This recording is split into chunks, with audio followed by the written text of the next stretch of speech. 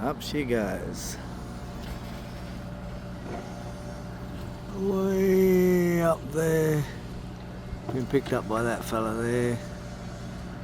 And the purple cranes.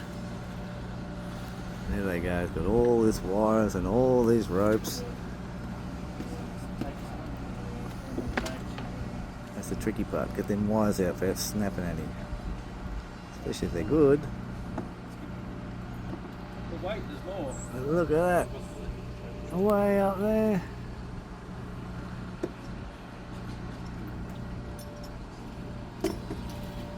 And where are we? We're at Hawke's Boatyard.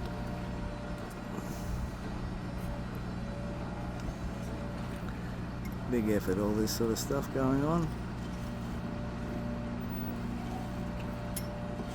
You got wires, you got to go through your deck and through your dash and up the radar and over here and all over the bloody place. So there you go.